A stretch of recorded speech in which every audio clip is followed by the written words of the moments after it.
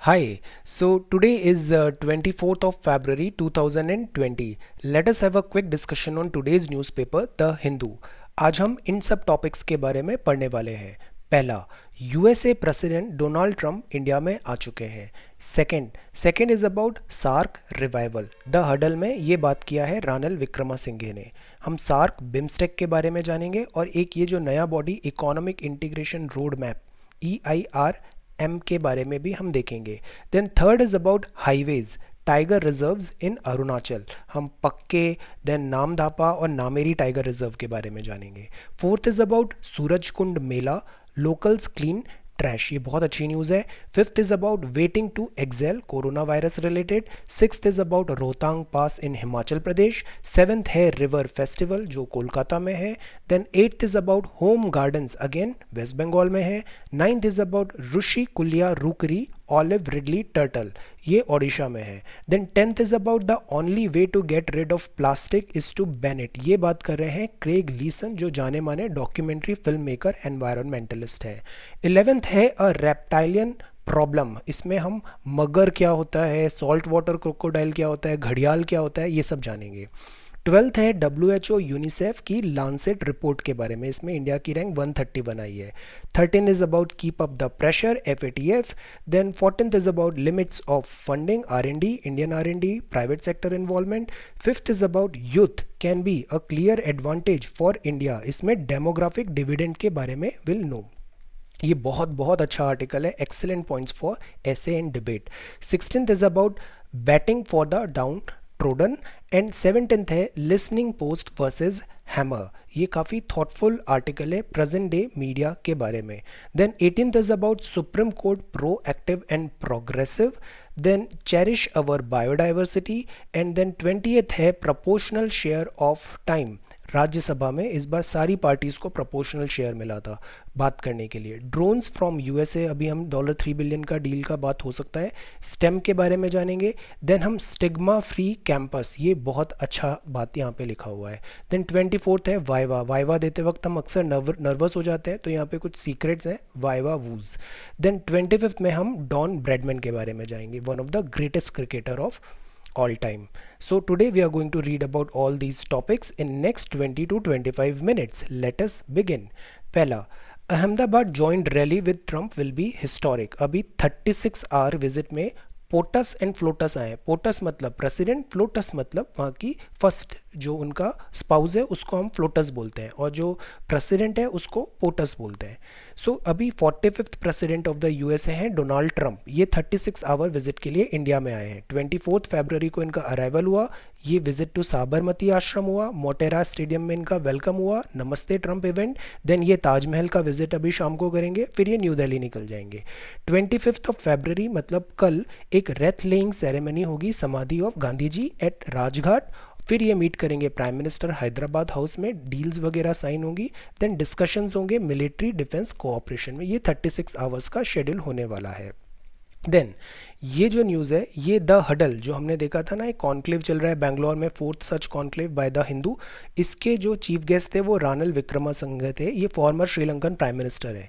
इन्होंने बोला कि जो सार्क बनाया था 1985 में, south Asian association for regional cooperation, जिसका हेडक्वार्टर काठमांडू में है, जिसमें अफगानिस्तान, बांग्लादेश, भूटान, इंडिया, मालदीव्स, नेपाल और पाकिस्तान ये सब हैं, और श्रीलंका भी है। तो ये कंट्रीज़ क्या है, दे इसका पर्पस था सार्क का कि कोऑपरेशन बढ़े, बट दो कंट्रीज़ की आपस की लड़ाई के कारण ये जो सार्क है ना, ये अक्सर लूप लाइन में चला जाता है इंडिया एंड पाकिस्तान के टेंशन्स के कारण, तो पूरा ग्रुप सफ़र करता है, स्टैंड स्टिल आ जाता है। सो ही इज सेइंग कि हमें एक ऑल्टरनेट कुछ बॉडी बनाने की ज़रूरत है, या फिर हम सार्क को रिवाइव करें। बिम्स्टेक नाम यहाँ पे दिया है, Bay of Bengal initiative for multi sectoral technical and economic cooperation, ये 1997 में, जिसका हेडक्वार्टर ढाका में है। अब जो बे ऑफ बंगाल है ना, ये वन ऑफ द लार्जेस्ट बे है, इसमें Bangladesh, Bhutan, India, Nepal, Myanmar, Thailand और श्रीलंका आते हैं। तो रानिल विक्रमसिंघे ने कहा है कि स्टार्टिंग पॉइंट है BIMSTEC, but not a substitute, we need more. इन्होंने एक आइडिया दिया है कि why not we have economic integration road map like Sri Lanka और जो इंडिया के 5 सदर्न स्टेट्स हैं, इंडियन स्टेट्स हैं, इनको हम एक यूनियन बना के इनका कुछ एक इकोनॉमिक इंटीग्रेशन जैसा कुछ प्लान करें।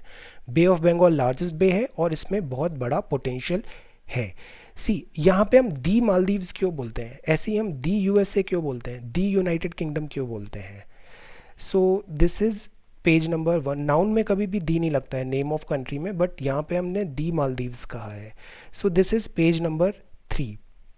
No, this is page number 1। Third news item, highways tiger reserves Arunachal. Arunachal में नए हाईवेज बन रहे हैं। अभी 692 किलोमीटर रोड आया है पक्के रिजर्व का जो क्लियर हुआ है। 156 किलोमीटर रोड, ये पहले एक पास हुआ था नामधापा में 2013 में, 2 लेन हाईवे नामधापा में। ईस्टर्न मोस्ट टाइगर रिजर्व है नामधापा। अब ईस्ट कामेंग में पक्के टाइगर रिजर्व में ये नया 692 किलोमीटर का हाईवे हो गया। ये हाईवे क्या करते हैं, इससे क्या होता है, फ्रेगमेंटेशन हो जाता है फॉरेस्ट का। मतलब एक फॉरेस्ट F1 यहाँ पे हो गया, एक F2 हो गया, टाइगर को मूव करने में डिफिकल्टी होगी और कई बार वो रोड में कार्स के साथ एक्सीडेंट भी हो जाएगा। तो इससे टाइगर पॉपुलेशन डिक्लाइन हो जाती है और जो इकोसिस्टम है वो डैमेज होता है।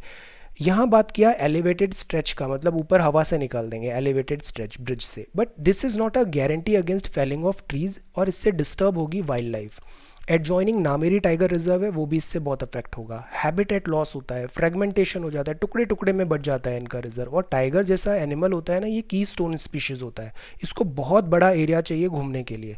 इससे बायोडाइवर्सिटी होती है। मतलब की स्टोन स्पीशीज़ वो होती है कि ये अगर हट जाए ना की स्टोन, तो पूरा इकोसिस्टम फॉलो होने लग जाता है। So this is why we need to protect tiger और इसका इकोसिस्टम बचाना बहुत ज़रूरी है। ये बहुत अच्छी न्यूज़ है। Kashmir students to be back in uniform, valleys school to reopen today. This is an excellent news. So this is page number 1। यहाँ पे विंटेज कार रैली चल रही है दिल्ली में। ये बात किया है सूरजकुंड मेला वेन्यू। अभी हम सूरजकुंड मेला पढ़ रहे थे ना काफ़ी टाइम से। सूरजकुंड मेला जो है ये क्राफ्ट मेला है। उज्बेकिस्तान पार्टनर कंट्री था, थीम स्टेट था हिमाचल और ये हरियाणा फरीदाबाद में होता है। एक एनजीओ है सेव अरावली, वो अब क्या कर रहा है कि ये फेस्टिवल तो हो गया, अब जितना भी लिटर है, जितना भी कचरा आया, प्लास्टिक वेस्ट आया, ये उसको क्लीन कर रहा है वहाँ पे। Picking up litre, mostly plastic bags. Although plastic को बैन किया गया था यहाँ पे, पर फिर भी काफ़ी लोग वहाँ पे प्लास्टिक लेके आए थे। एक वर्ड होता है जिसका नाम होता है प्लॉगिंग। अभी प्राइम मिनिस्टर तमिलनाडु में बीच में गए थे तो he was doing this plogging. Plogging का मतलब क्या होता है, जॉगिंग करना और साथ ही साथ पिकिंग अप लिटर, जो कचरा है उसको साथ ही साथ आप उठाते जाओ। This is called plogging. So this is page number 2।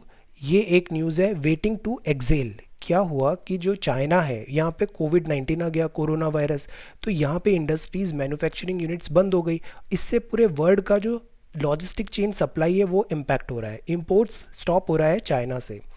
जो इंडियन ट्रेडर्स हैं वो भी अब परेशान हो रहे हैं, जैसे mobile trade, pharmaceuticals, toy market, ये सब चाइना से काफ़ी बड़ा इंपोर्ट होता था। अभी हाल फिलहाल में इनके पास स्टॉक्स तो रखे हैं for some time, but supplies need to be restored. So this is page number 3। ये पेज नंबर 4 है। Then this is page number 5। ये बात किया है रोहतांग पास। यहाँ पे ये जो मशीन है, ये snow clearing operation under way at Rohtang in Himachal Pradesh on Sunday. ये जो रोहतांग पास है ना, रो का मतलब होता है कॉप्स, डेड बॉडी, और थांग मतलब होता है फील्ड। तो ये इतना डिफिकल्ट टेरेन था, सो दैट इज़ वाई इसका नाम रख दिया कि रो, मतलब यहाँ डेड बॉडीज मिलती थी, इतना डिफिकल्ट था, इसको पास करना बहुत डिफिकल्ट था। So that is why it is called Rohtang pass. ये ईस्टर्न पीर पंजाल रेंज में है, हिमाचल प्रदेश में है। ये कुल्लू वैली को लाहौल स्पीति से कनेक्ट करता है। यहाँ बैड वेदर है, कैजुअलिटीज़ हो रही हैं। अब ये एक वाटरशेड की तरह काम करता है। चंद्रा जो रिवर है ना, ट्रिब्यूट चंद्रा जो आगे बन के चेनाब बनती है, ये चंद्रा चेनाब इसके नॉर्थ में है और ब्यास इसके साउथ में है। तो ये एक वाटर डिवाइड का काम करता है, this Rohtang pass. So this is page number 5। ये पेज नंबर 6 है। ये देखो, ये बहुत अच्छा पिक्चर है। ये म्यूरल है या ग्रेफिटी है, अक्सर हम इनमें कंफ्यूज हो जाते हैं। ये स्टूडेंट्स हैं कला भवन के कोलकाता में, ये ऐसे पेंटिंग कर रहे हैं। River festival on the banks of Ganga Kolkata on Sunday. See mural जो होता है ना, म्यूरल भी पेंटिंग होती है, ग्रेफिटी भी पेंटिंग होती है, बट अक्सर म्यूरल जो होता है ना, ये परमिशन से होता है। परमिशन लिए आपने, फिर आप वॉल्स में पेंट बना रहे हो, यूजुअली पूरी वॉल को कवर करते हैं, तो दिस इज़ म्यूरल। ये एक इसकी थीम होती है, इसकी एक थीम है, लाइक वाइल्ड लाइफ थीम है या कोई मैसेज डिलीवर हो रहा है, so this is a mural. और जो ग्राफिटी होती है ना, ये मोस्टली लेटर बेस्ड टेक्स्ट होता है, सिमिलर होता है, बट जो फाइन डिफरेंस है वो ये है कि ये ग्राफिटी एक लेटर बेस्ड टेक्स्ट को प्रोमिनेंस मिलती है यहाँ पे। ग्राफिटी यूजुअली विदाउट परमिशन होती है, प्रोटेस्ट के टाइम पे या फिर कुछ आइडियाज़ देने के लिए आप ग्राफिटी बना दोगे। इसमें स्प्रे कैन्स होते हैं, उससे आप जल्दी जल्दी दीवार पे कुछ बना दोगे। एनोनिमस होते हैं, मैसेज सेंड होता है, so this is called graffiti. और ये जो है ना, ये मुराल है।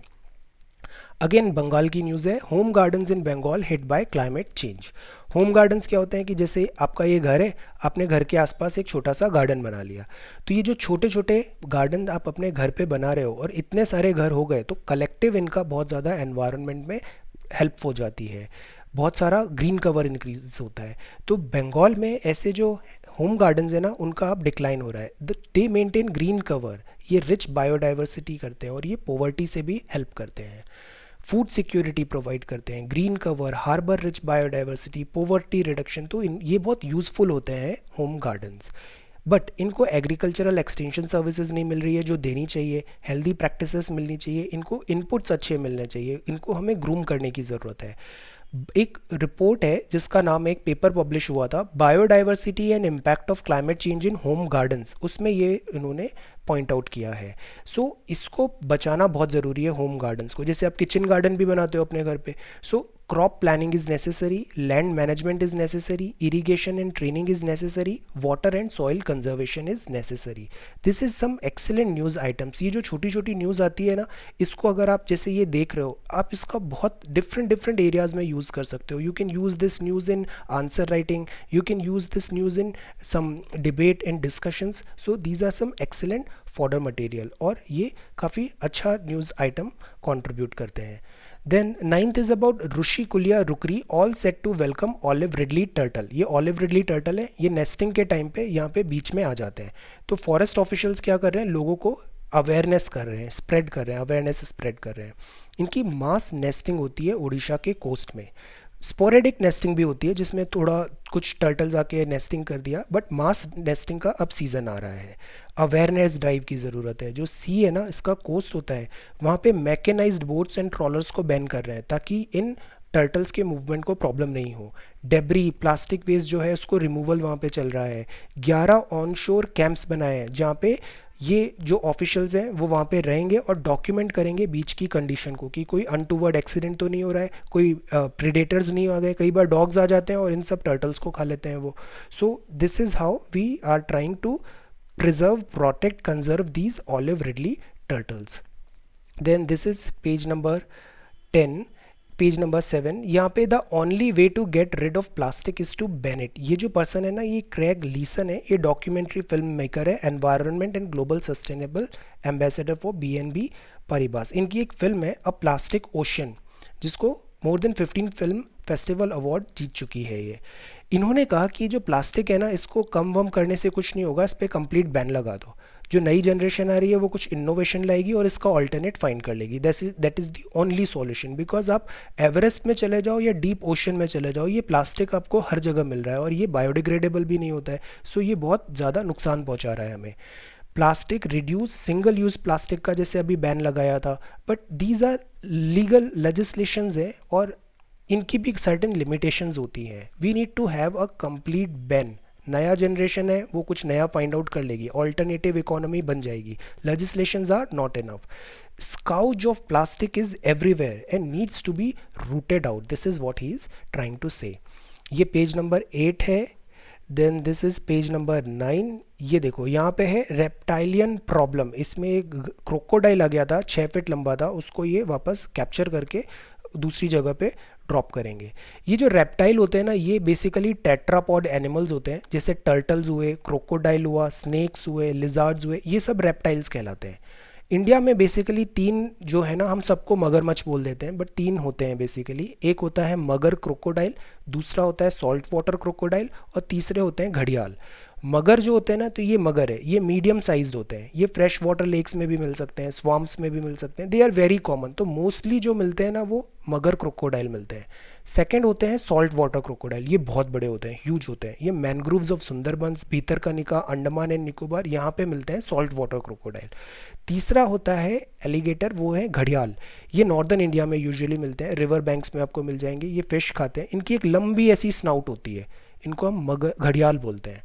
ये चंबल एक घड़ियाल सेंचुरी है, ये रिवराइन हैबिटेट का लॉस हो रहा है, तो ये अभी क्रिटिकल एंडेंजर्ड स्पीशीज़ में आते हैं ये। सो ये होते हैं घड़ियाल, सॉल्ट वाटर क्रोकोडाइल और मगर क्रोकोडाइल, ये थोड़ा थोड़ा डिफरेंस है इनमें। No country is doing enough to protect childrens right, find study, ये बड़े दुख की बात है। WHO यूनिसेफ ने लांसेट रिपोर्ट अभी पब्लिश हुआ है, इसमें इंडिया का 131 रैंक है out of 180।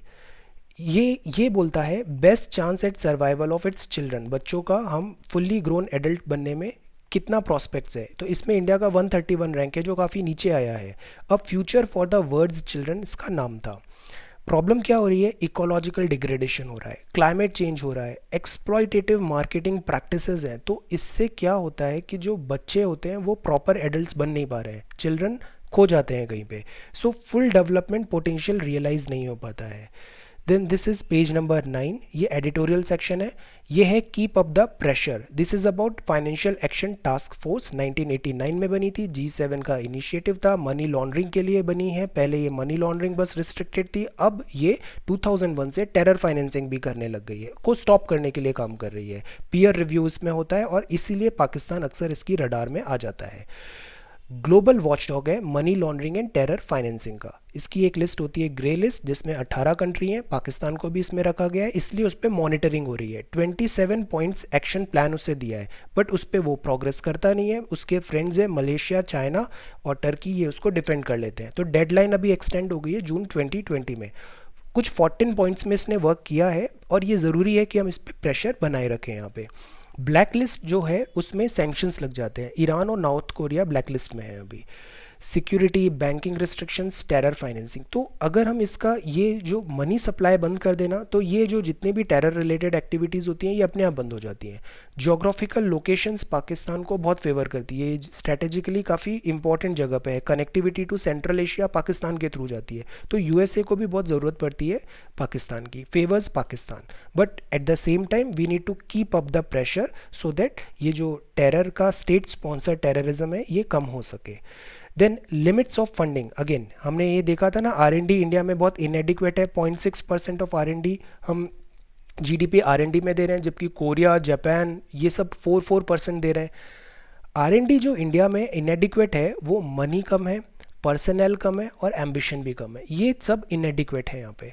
Presence of private companies and industrial form is less, 28% ही है यहाँ पे, जबकि एडवांस्ड कंपनीज में प्राइवेट सेक्टर का पार्टिसिपेशन ज़्यादा होता है।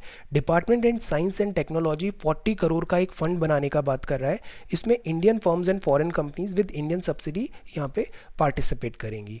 ये जो फंड होगा इसमें साइंटिस्ट को की एकेडमिक, हम यहाँ पे उनको एकेडमिक इंसेंटिव्स प्रोवाइड करेंगे उन्हें। Then startup India, make in India, ऐसे हमने पहले प्रोग्राम्स लाए थे, सच अटेम्प्ट्स हैं, बट ये इतने सक्सेसफुल हुए नहीं। हमारे यहाँ कैपेसिटी नहीं है, हम साइंटिस्ट तो बना देते हैं पर वो साइंटिस्ट को कहाँ पे लगाएं, एब्जॉर्ब कहाँ पे करें उन साइंटिस्ट को।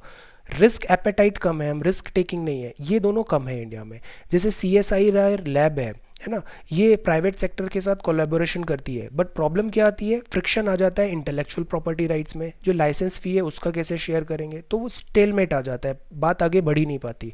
Participation and cooperation at smaller level is also required, ज़रूरी नहीं है हम बड़े बड़े काम करें, हम छोटे छोटे भी बहुत सारे काम करेंगे ना तो वो भी एक बिग विन होता है। Youth can be clear advantage for India, ये एक्सेलेंट आर्टिकल है, इसको एक बार आप ज़रूर पढ़ना खुद से। वर्ल्ड इज एजिंग, वर्ल्ड जो है ना उसका मीडियन एज बढ़ता जा रहा है, बूढ़े लोग ज़्यादा हो रहे हैं, यंग लोग कम हो रहे हैं, बट इंडिया काफ़ी यंग है, मीडियन एज देखे ना तो इंडिया में 28 है, this is very young country. China का 37, USA 37, यूरोप 45, जापान 49। जो वर्किंग एज है ना वो ज़्यादा है इंडिया में नॉन वर्किंग एज से, तो अगर काम करने वाले लोग ज़्यादा हैं तो इकोनॉमी अच्छा काम करेगी ना, डिपेंडेंसी कम हो जाएगी, बच्चे कम हैं और बूढ़े कम हैं, ज़्यादातर लोग वर्किंग एज में है, so this helps in growth of country, but वो तभी होगा जब हम इस पोटेंशियल को यूटिलाइज करें, तो इसी को बोलते हैं डेमोग्राफिक डिविडेंड। 2004-5 में हमारा पीक आ गया और ये डेकेड्स तक रहने वाला है, तो इट्स अ बिग अपॉर्चुनिटी। एक इसमें नोट करने वाली बात है कि अलग अलग स्टेट का जो पीक है ना वो अलग अलग टाइम पे आ रहा है। लाइक जो केरला वगैरह है इनमें पीक पहले ही आ गया, जबकि बिहार में अभी बहुत यंग पॉपुलेशन है, इनका पीक आएगा 2040-2050 तक, इनका पीक बना रहेगा। हार्नेसिंग की ज़रूरत है डिविडेंड को। ये आपने अच्छे बच्चे तो बना दिए, ये सारा वर्किंग फोर्स तो आ गया, बट इनको जॉब कहाँ से देंगे आप? एम्प्लॉयबिलिटी दो, हेल्थ एजुकेशन ट्रेनिंग प्रोवाइड करें, हम गुड गवर्नेंस प्रोवाइड करें। So demography is not destiny, we need to tap this potential. Skill development की ज़रूरत है। इकोनॉमिक सर्वे जो हम पढ़ने वाले हैं उसमें भी यही बात किया है, कॉल्स फॉर एडिशनल जॉब्स, नए नए जॉब्स बनाओ, और जॉब्स वो होने चाहिए जो आपने तैयारी की है, पढ़ाई की है, उससे रिलेटेड जॉब करो। फॉर एग्जांपल आपने इंजीनियरिंग किया है तो आपके लिए इंजीनियरिंग का जॉब होना चाहिए, ये नहीं कि आप कोई दूसरा जॉब दे दिया एंड से कि you are got employed. No, आपने फाइनेंस में मार्केटिंग किया है, एमबीए किया है, so provide job in your technical, आप उस फील्ड में जॉब प्रोवाइड करें, वो होते हैं quality job. So we need quality job. UNICEF 2019 का रिपोर्ट है 47% ऑफ इंडियन यूथ है they are not on track. Employment skills 2030 में जो आने वाला टाइम है ना उसमें अलग टाइप की स्किल्स की ज़रूरत पड़ेगी, और वो हमें पढ़ा नहीं रहे कोई भी।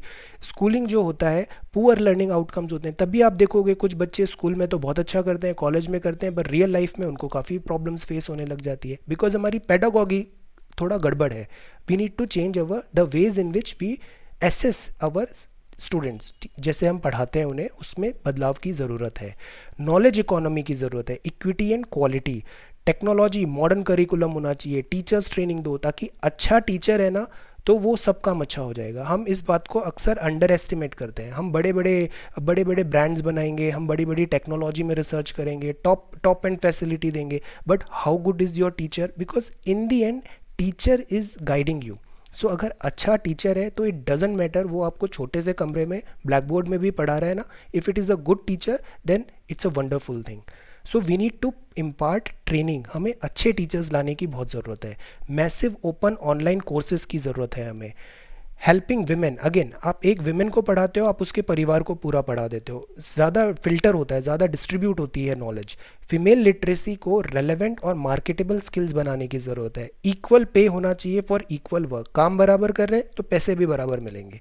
मोजो आना चाहिए ऑन एम्प्लॉयमेंट, रीस्टोर करो। हेल्थ केयर जो होता है ना ये क्वालिटी होनी चाहिए और अफोर्डेबल होनी चाहिए। एजुकेशन जो होती है वो भी क्वालिटी होनी चाहिए और एजुकेशन अफोर्डेबल होना बहुत ज़रूरी है। Primary integrated health care services लाओ, इसको स्ट्रेंथन करो। देन जो डेमोग्राफिक डिविडेंड है ना, ये एक बहुत बड़ी अपॉर्चुनिटी है, बट ये टाइम लिमिटेड है। मतलब उस टाइम में यूटिलाइज कर लिया ना तो it's good, otherwise it's a waste. So we need to make assure, हमें ये रीअश्योर करने की ज़रूरत है कि ये बून रहे इंडियन इकोनॉमी, इंडियन पीपल के लिए। ये बहुत ही अच्छा आर्टिकल है। देन सेकेंड आर्टिकल है batting for the down trodden.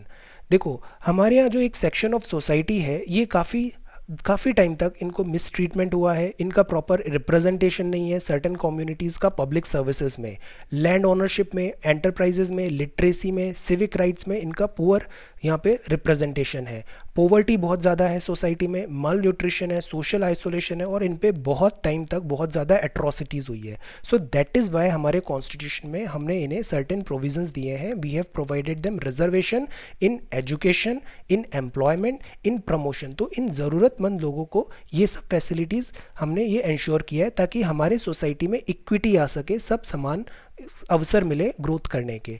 तो यहाँ पे अभी हाई कोर्ट ने कहा था कि जो प्रमोशन होता है वो एक फंडामेंटल राइट नहीं होना चाहिए, तो इस पे ऑथर ने यहाँ पे बताया है कि ये जो रिजर्वेशंस हैं दे आर एसेंशियल, बिकॉज हमें सोसाइटी के हर एक पर्सन को ऊपर उठा के लाना है एजुकेशन, एम्प्लॉयमेंट एंड प्रमोशन में। Then this is page number 11, making the super rich पे। ये जो आर्टिकल होता है ना ये रीडर्स एडिटर होता है, ये यूजुअली बहुत एथिकल और बहुत अच्छे थॉट प्रोवोकिंग आइडियाज़ यहाँ पे मिलते हैं। इन्होंने अभी यहाँ पे बात किया है एएस पनीर सेल्वम साहब ने, यहाँ पे इन्होंने कहा कि अभी जो प्रेसिडेंट थे हमारे द हिंदू, प्रेसिडेंट थे हमारे द हिंदू के द हडल में, उन्होंने कहा था कि जो जर्नलिज्म होता है ना वो मतलब जोर से बोलना इज़ नॉट जर्नलिज्म, थिएटरिक्स करना इज़ नॉट जर्नलिज्म। जो एक्चुअल जर्नलिज्म होता है वो टू द पॉइंट होना चाहिए। ये 5 बेसिक्स होते हैं जर्नलिज्म के। जर्नलिज्म होता है ट्रुथ टेलिंग, आप जो ट्रुथ है ना वो बता दो एज इट इज़। फ्रीडम होनी चाहिए एंड इंडिपेंडेंट होना चाहिए, बायस नहीं होना चाहिए, किसी पॉलिटिकल एंगल नहीं होना चाहिए। ट्रुथ टेलिंग होना चाहिए, फ्रीडम एंड इंडिपेंडेंस होना चाहिए, जस्टिस होना चाहिए, ह्यूमन होना चाहिए, कंट्रीब्यूशन टू सोशल गुड्स होना चाहिए। ह्यूमन मीन्स एक एम्पैथी, सेंसिटिविटी भी होना चाहिए। कई बार हम देखते हैं कि लोग बाढ़ से डूब रहे हैं और न्यूज़ रिपोर्टर आकर उनसे बोलेगा कि आपको कैसा लग रहा है। So where is the human angle? Then justice, humanness, contribution to social good. So foundation जो होता है ना वो होता है empathy. This is what we need to restore. Then this is page number 11। ये पेज नंबर 12 है। Supreme court proactive and progressive. Again हमारे प्रेसिडेंट साहब ने कहा है कि जो सुप्रीम कोर्ट है उसने पास सम टाइम काफ़ी अच्छे डिसीजंस दिए हैं। ये काफ़ी अच्छे वर्ड्स हैं, ये जो फ्रेजेस है ना इनको एक बार देखिए। Cherished goals of gender justice. International judicial conference में इन्होंने ये बात कहा। Judiciary and the changing roles, progressive social transformation, guidelines इन्होंने प्रोवाइड किया कोर्ट ने, ऑनरेबल कोर्ट ने। Preventing sexual harassment at work place, equal status to women in the army, harmonising environmental protection पे बात किया, सस्टेनेबल डेवलपमेंट पे बात किया। अब जो चैलेंजेस आ रहे हैं कोर्ट को वो ये हो रहे हैं कि इवोल्यूशन ऑफ आईटी है, डेटा प्रोटेक्शन एक बहुत बड़ा एक थिंग बनता जा रहा है। Privacy, where is the privacy, इसको हमको सीरियसली लेने की ज़रूरत है। इंटेलेक्चुअल विजडम प्रोवाइड करते हैं ये। अब एक एडीआर का भी यहाँ पे बात हुआ है, alternative dispute resolution mechanism, because cases बहुत पेंडिंग होते जाते हैं कोर्ट्स में, तो एडीआर से क्या होगा, रिड्यूस होगा बर्डन ऑन कोर्ट। तो ये बीकन ऑफ होप है। आज भी हम बोलते हैं किसी को कुछ गड़बड़ होगा, I will see you in court, because हम अभी भी ट्रस्ट करते हैं कि ये जो हमारा जस्टिस है वो हमें मिलेगा। जस्टिस डिलेड नहीं होना चाहिए, जस्टिस टाइम पे होना चाहिए, because justice delayed is justice denied. A commitment to dispensation of justice. Then यहाँ पे प्राइम मिनिस्टर मन की बात करते हैं। अगेन ये जो बात कर रहे हैं ना ये प्राइम मिनिस्टर ऑफिस से सीधा प्राइम मिनिस्टर बात कर रहे हैं, तो ये जिस टॉपिक्स पे बात करते हैं ना we should know about it, ये काफ़ी इंपॉर्टेंट हो जाते हैं फॉर डिफरेंट एग्जामिनेशन। ये प्राइम मिनिस्टर मन की बात है। इन्होंने बात किया discovery of new fish, biodiversity Meghalaya में। ये एक बहुत बड़ी फिश है और ये काफ़ी अच्छा यहाँ पे डिस्कवर हुई है। डिस्कवर मतलब होता है ढूंढना, फाइंड आउट हुआ है, और इन्वेंशन मतलब होता है बनाना। सो यहाँ पे एक कोट, बहुत अच्छा कोट है, what we know is just a handful of sand, what we do not know is like a universe in itself. मतलब हम जो जानते हैं ना, ट्रस्ट मी हम कुछ नहीं जानते हैं, बर्ड बहुत बड़ा है। Then this is COP, convention on migratory species. ISRO का इन्होंने बात किया, युविका प्रोग्राम। ये visit to ISRO centres and workshop होगा एस्ट्रोनॉमी में। एस्ट्रोनॉमी मतलब बाहर स्पेस को स्टडी करने को एस्ट्रोनॉमी बोलते हैं। इंडियन एयरफोर्स ने भी 10% बायोजेट फ्यूल लाया था। इससे क्या होगा, हमारा कार्बन एमिशन कम होगा और जो हमें फ्यूल पे इतने पैसे खर्च हो जाते हैं हमारे, उससे डिपेंडेंस इंपोर्ट्स पे कम होगी। इन्होंने हुनर हाट के बारे में भी बात किया। So know these things, COP, ISRO, IAF का ये 10% biojet fuel and Hunar Haat. Then this is about proportional share of time to raise issues in Rajya Sabha. Rajya Sabha हमारे यहाँ का अपर हाउस होता है, इसमें स्टेट्स का रिप्रेजेंटेशन होता है। जितनी जितनी पॉपुलेशन लोकसभा सीट है उसके अकॉर्डिंग अलग अलग स्टेट्स का उतना रिप्रेजेंटेशन है। USA की तरह नहीं है कि हर स्टेट को 2 सीट्स मिल गई। यहाँ पे पार्लियामेंट सेशन जो होते हैं उसमें बजट सेशन है, मॉनसून सेशन है और देन विंटर सेशन है। तो जो शेयर ऑफ सीट्स है ना उसके अकॉर्डिंग हर पार्टी को उतना ही टाइम मिला अपनी बात प्रस्तुत करने का, तो इससे प्रोडक्टिविटी इंक्रीज हुई।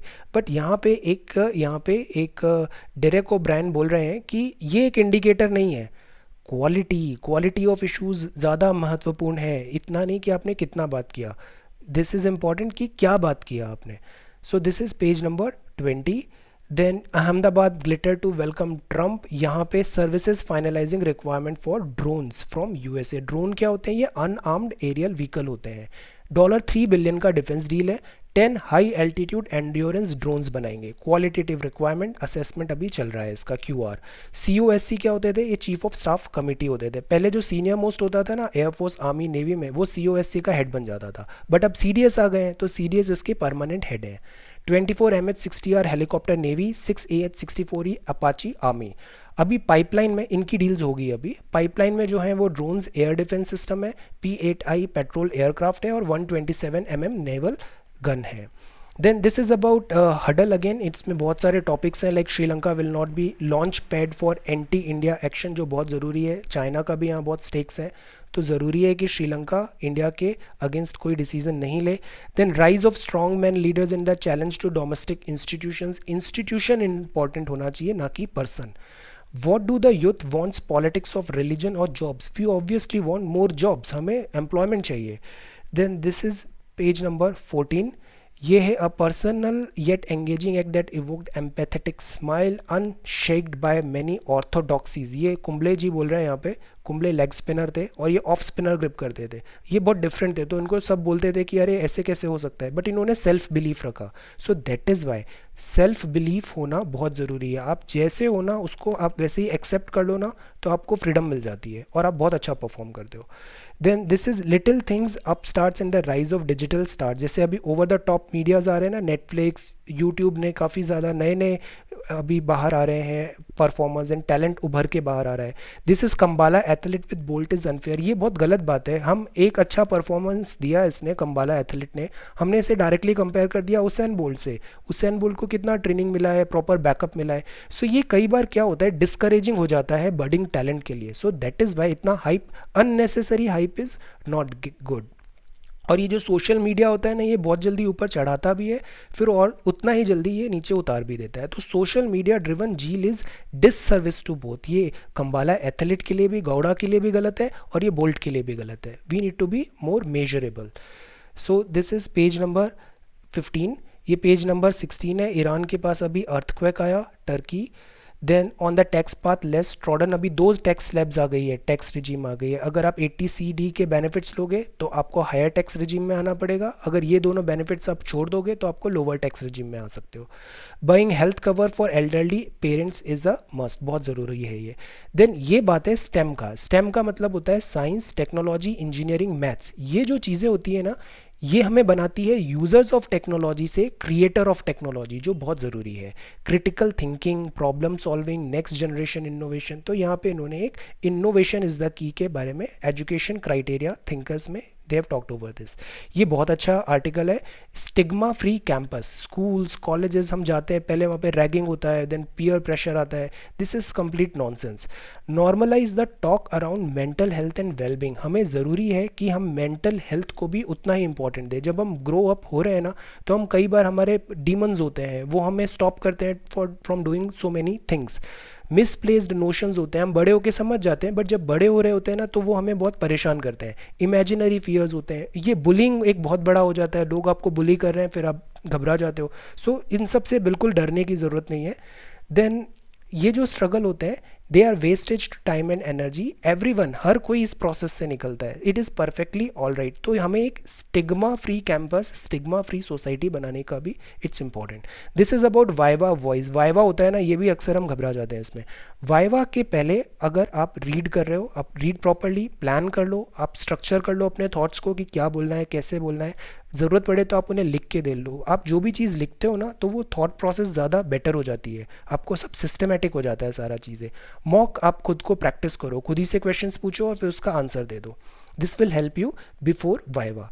During the viva, presence of mind is very important.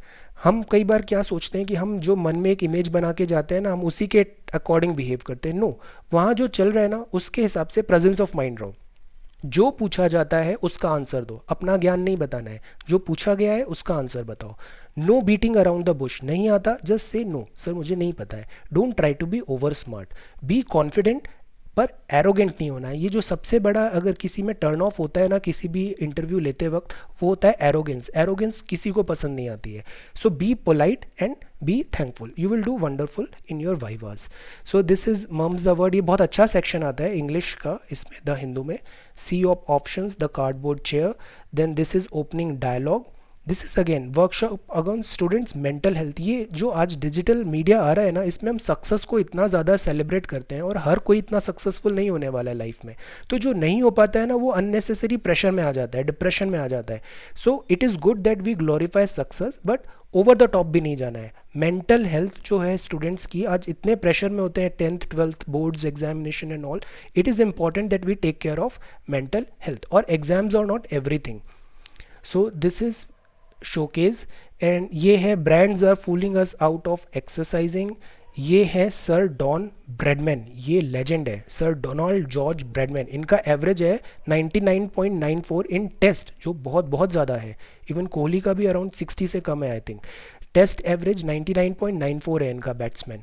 ये ऑस्ट्रेलिया के इंटरनेशनल क्रिकेटर है। इनका एक म्यूज़ियम बनाया है, बॉय फ्रॉम बरौल, ये एक म्यूज़ियम है। So this is sports and this is again sports. This is again sports. Namaste, President Trump. Namesake President Trump. So, no, Namaste Presidential Trump. So this is today's newspaper. 25th था Don Bradman, 24th था Viva Woos, 23rd था Stigma Free Campus, then STEM, then drones from USA, proportional share of time राज्य सभा में, फिर cherish our biodiversity, prime minister की मन की बात, then supreme court proactive and progressive, president Kovind की बात, then listening post versus hammer, ये बहुत अच्छा आर्टिकल था. न्यूज़ जो होता है वो इन सब पिलर्स पे होनी चाहिए. Battling over for the downtrodden, then this is about need for skills, ये एक्सेलेंट आर्टिकल है. Youth can be clear advantage for India. Then this is about limits of funding, keep up the pressure, FATF, WHO, Lancet report. Reptilian क्या होता है, मगर क्या होता है, salt water crocodile क्या होता है और घड़ियाल क्या होता है. Only way to get rid of plastic is to ban. ऋषिकिया rookery, then home gardens in Bengal, river festival in Kolkata, then Rohtang pass, रो मतलब कॉप्स, थांग means field, then waiting to excel corona virus, then Surajkund Mela, highways, tiger reserve, ये 3 tiger reserve की बात किया है, नामधापा, पक्के और the third one is Nameri. And then this is about BIMSTEC or SARC revival. Then this is the schedule of US President Donald Trump visit to India. So thank you so much for watching this video. Take care.